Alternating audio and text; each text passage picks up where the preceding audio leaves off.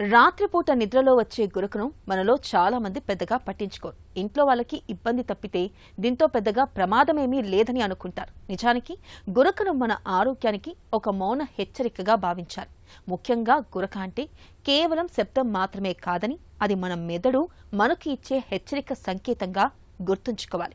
గురకతో పాటు నిద్రలో శ్వాస కష్టాల్ని తెచ్చిపెట్టి స్లీప్ యాప్నియాతో కూడా బాధపడుతున్నప్పుడు మెదడుకు తగినంత ఆక్సిజన్ అందని పరిస్థితి ఏర్పడుతుంది. ఇది క్రమంగా మెదడు పనితీరును దెబ్బతీస్తుందని చెబుతారు డాక్టర్లు. ఆసక్తికరమైన ఈ విషయం గురించి పూర్తి వివరాల్ని ఇప్పుడు తెలుసుకుందాం.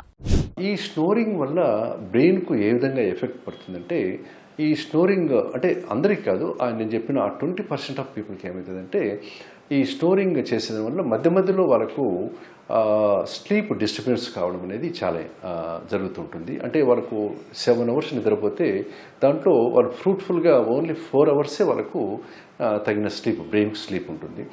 అంతేకాకుండా ఈ స్నోరింగ్ ఎక్కువ ఉండే వాళ్ళకు ఏమవుతుందంటే ఆక్సిజన్ బ్రెయిన్కు అందక కొన్ని రోజులకు, అంటే వాళ్ళకు ఈ బ్రెయిన్ అనేది అంటే 1 రోజు 2 రోజులు 3 రోజులకి ఏం కాదు, కానీ అట్లా కొన్ని నెలల తరబడి ఆ విధంగా ఉండేదానివల్ల, లేదా సంవత్సరాల తరబడి ఆ స్నోరింగ్ ఉండేదానివల్ల బ్రెయిన్ పైన ప్రభావం చూపేదానికి అవకాశం ఉంటుంది. ముఖ్యంగా ఏమిటంటే ఈ బ్రెయిన్లో వాళ్ళకు తొందరగా ఈ పక్షవాతం రావడము, తర్వాత హెడేక్స్ రావడము, తర్వాత రాను రాను వాళ్ళకు మతిమరుపు రావడము, తర్వాత యాంగ్జైటీకి గురి కావడము, స్ట్రెస్ రావడము, తర్వాత ఈ డీజనరేషన్స్ అంటే డిమెన్షియా రావడము, మతిమరుపు, ఈ విధంగా వచ్చేదానికి అవకాశాలు ఎక్కువ ఉంటాయి.